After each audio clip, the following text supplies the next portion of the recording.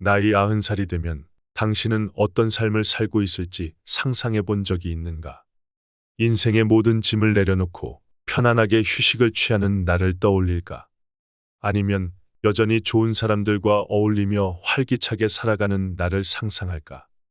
혹은 쌓아온 지혜와 경험을 후배들에게 나누며 보람을 느끼는 삶을 꿈꿀지도 모른다. 하지만 대부분의 사람에게 90살에 열정적으로 무언가를 배우고 계속 도전하는 모습은 쉽게 상상되지 않을 것이다. 지금 소개하는 김욱 작가는 90세의 나이에도 여전히 글을 쓰고 있다. 그는 니체와 쇼펜하우어의 아포리즘을 집필하며 이 책들은 무려 10만 부가 넘게 팔리는 베스트셀러가 되었다. 더욱 놀라운 점은 그가 작가의 길에 들어선 것이 70세였다는 사실이다. 김욱 작가는 그의 책, 문이 닫히면 어딘가 창문은 열린다에서 90세가 되어도 글을 쓰며 인생의 여정을 통해 얻은 깨달음을 나누고 있다. 김욱 작가의 인생은 결코 순탄하지 않았다. 그는 자신이 가난의 굴레에서 벗어날 수 없을 것이라는 생각에 자식을 두지 않기로 결심했다.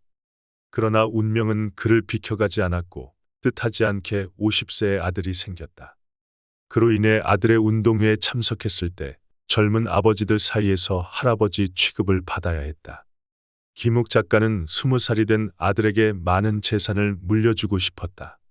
그래서 살던 집을 담보로 은행에서 돈을 빌리고 제주도에 새로 짓는 백화점에 투자했다.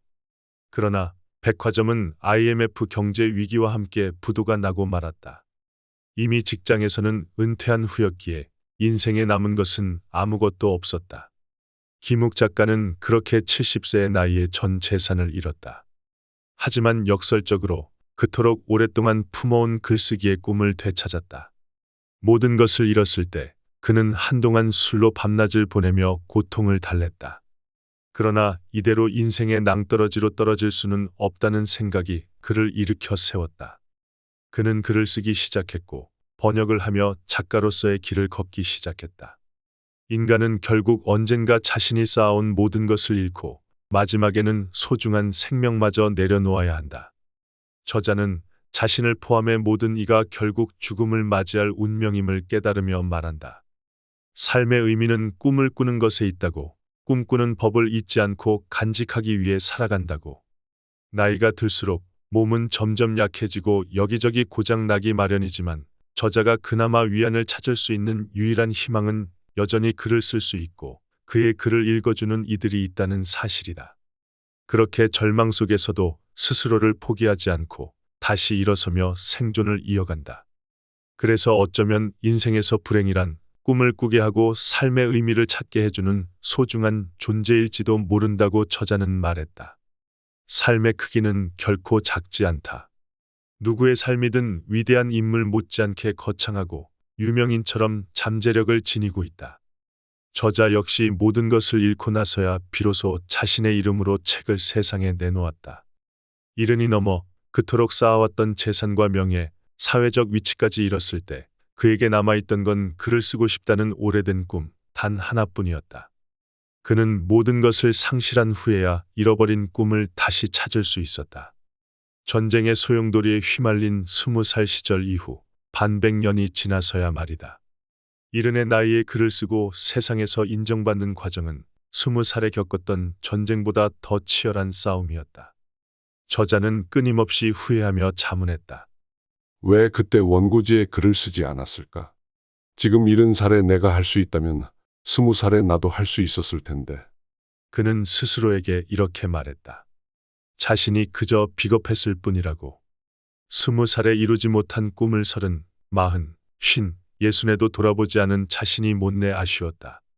그래서 지금도 그는 후회와 아픔을 안고 삶의 끝자락에서 떠나버린 꿈을 되찾기 위해 앙상한 가지처럼 메마른 손으로 아직 쓰지 않은 한 장의 흰 종이를 향해 나아가고 있다. 그리고 저자는 평생을 살아가며 너무나 많은 불안을 안고 살았다. 사람에게는 각자 고유한 색이 있다. 그래서 자신의 색을 정확히 알고 그 색이 잘 어울리는 곳에 머무는 것이 중요하다. 나의 색과 잘 맞는 사람들 곁에 있을 때 비로소 나는 나답게 빛날 수 있기 때문이다. 반대로 내 색을 받아들이지 못하는 사람들 속에 들어간다면 그들은 나를 지우기 위해 다른 색을 덧칠하려 할 것이다. 그러니 자신과 어울리는 색으로 삶을 칠해가야 한다. 적어도 자신의 색과 조화를 이루는 색을 추구해야 한다. 시시각각 바뀌는 유행색, 남들과 비슷한 무난한 색, 누군가를 빛내기 위한 배경색으로 자신을 칠한다면 결국 그 색은 희미해지고 말 것이다. 저자는 조화롭고 안정적인 삶을 원했다. 눈에 띄지 않게 성장하고 평화롭게 살아가는 삶, 특별한 순간들이 잔잔히 찾아오는 삶을 기대했다. 색으로 표현하자면 초록과 같은 색을 꿈꿨을 것이다. 하지만 저자의 삶은 바람과 달리 코발트 블루에 가까웠다. 멀리서 보면 깊은 녹색처럼 보이지만 가까이서 보면 짙은 파란색을 품고 있는 색이었다. 우리는 종종 타인의 시선에 비친 자기 모습을 진정한 나로 여기곤 한다. 타인의 시선이라는 굴절된 렌즈 속에 스스로를 가두는 것이다. 그렇게 하다 보면 점점 진짜 자신과 멀어지게 된다. 다른 사람들의 시선에서 벗어나지 못해 괴로워하면서도 그들이 기대하는, 그들이 정해놓은 기준에 맞는 나를 만들어내기 급급해진다. 그러다 문득 혼자만의 시간이 찾아오면 설명할 수 없는 공허감이 몰려온다. 그들이 나 대신 살아주는 것도 아닌데 왜 나는 그들을 위해 살아가고 있는가? 하루를 마무리하며 잠자리에 누워 길었던 하루 중 진정으로 내 것이라 말할 수 있는 시간이 얼마나 있었는지 되새겨본다. 무엇을 위해 이 삶이 반복되는지, 내 인생의 주인이 과연 누구인지조차 혼란스럽다. 저자는 이 길을 걷는 사람은 나인데 정작 나 자신은 보이지 않는다고 말했다. 저자는 지나온 시간 속에서도 다가올 미래 속에서도 자신의 특별한 위치나 역할이 없다고 느꼈다. 길은 점점 더 멀어지고 목적지는 점점 더 흐려졌다. 막연히 모든 것이 불안했고 늘 불안했던 자신의 모습이 불만스러웠다. 그는 인생을 무모하게 걸어왔다는 자책감으로 가득했다. 인생은 참 알 수 없는 수수께끼다. 내가 원하는 대로 살아보려니 불안하고 남들처럼 살아보려니 불만스럽다.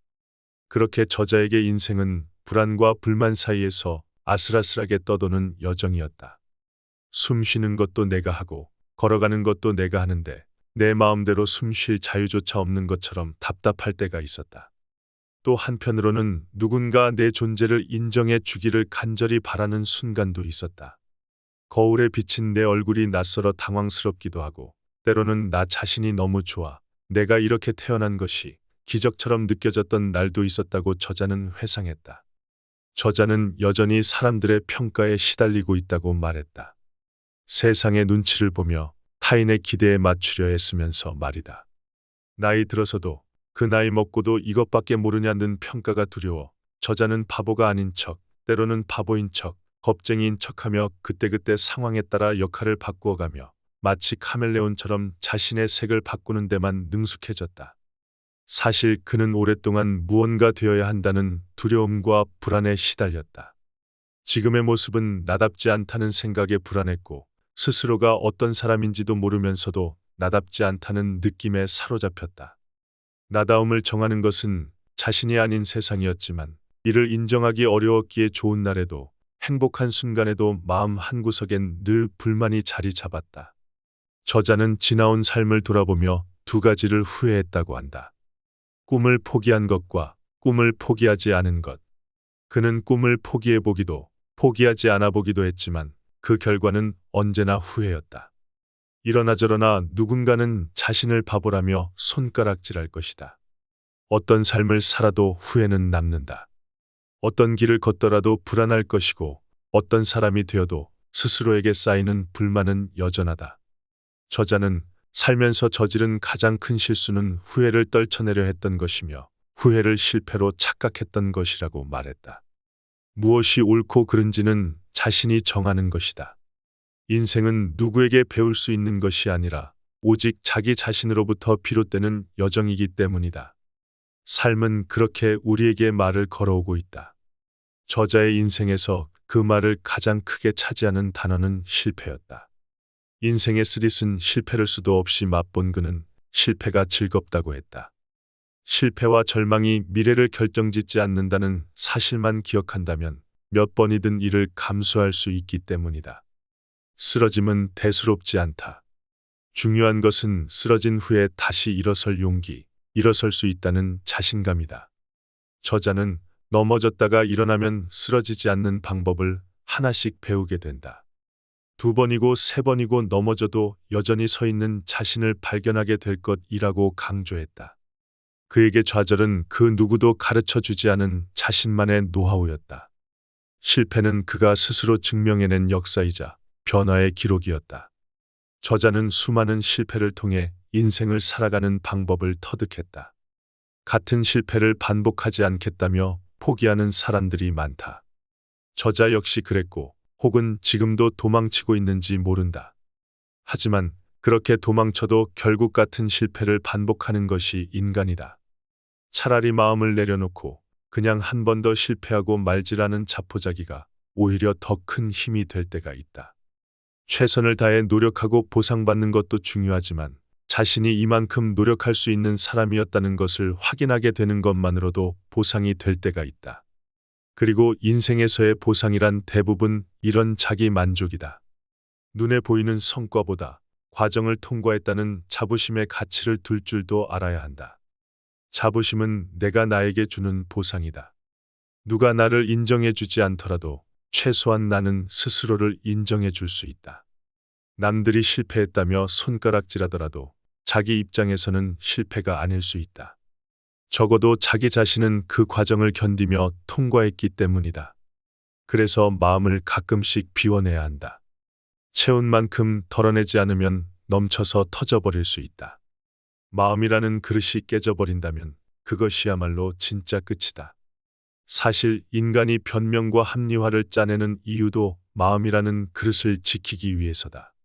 문제에 부딪혀 답이 나오지 않을 땐 잠시 생각을 멈추고 하루쯤 멀리 도망쳐도 괜찮다. 지금 이 자리에서 답이 보이지 않으면 자리를 옮겨보는 것도 방법이다. 당장은 안 보이지만 조금 기다리다 보면 안개가 걷히며 훤히 드러날 수도 있다. 그러다 보면 한 가지 사실을 깨닫는다. 관점에 따라 인생은 서커스가 될 수도 있고 지뢰밭이 될 수도 있으며 수수께끼나 도박이 될 수도 있다는 것이다.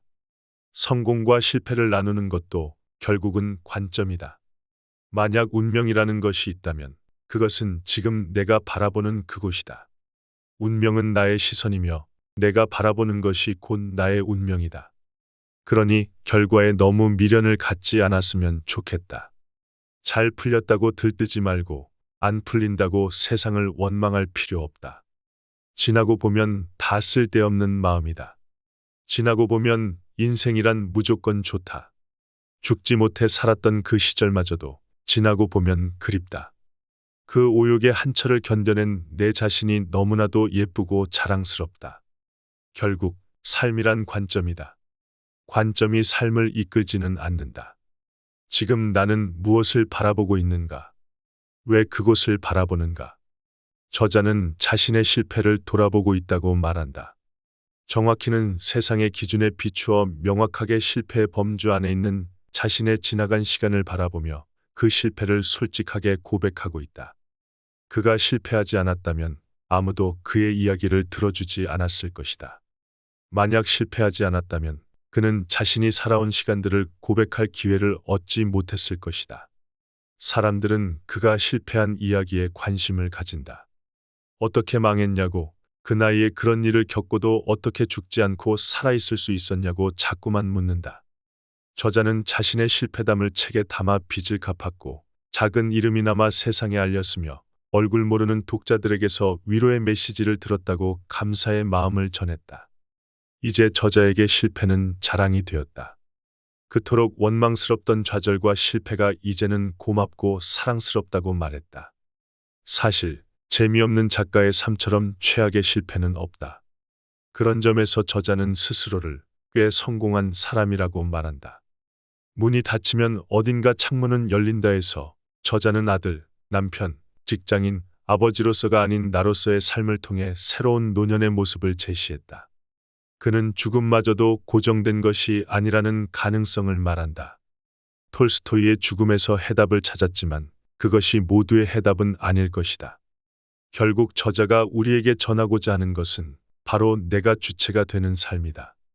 그 속에서 우리는 자연스럽게 삶과 자신을 사랑하는 자세를 배우게 될 것이다. 아흔의 저자가 그랬던 것처럼 잘 살았다는 평가는 오직 자신만이 내릴 수 있는 것이다. 그렇게 저자는 90년을 이어온 자신의 인생 경험을 책으로 담아 인생을 어떻게 살아가야 하는지에 대한 귀중한 실마리를 친절하게 우리에게 전해주었다. 마지막으로 저자는 자신의 아들에게 주고 싶은 가르침을 남긴다. 누구도 너의 생애에 너를 대신해 변명이나 이유를 붙이지 못하게 하라. 누구도 너의 생애에 너 이상의 영향력과 지시를 내리지 못하도록 당당하게 살아가라. 아무도 돌아봐주지 않는 너의 세계가 비록 누추하고 보잘것없어 너 자신 말고는 그 누구에게도 내보여줄 수 없을 만큼 비참하더라도 그 책임과 이유는 너 자신 외에서 찾지 말기를.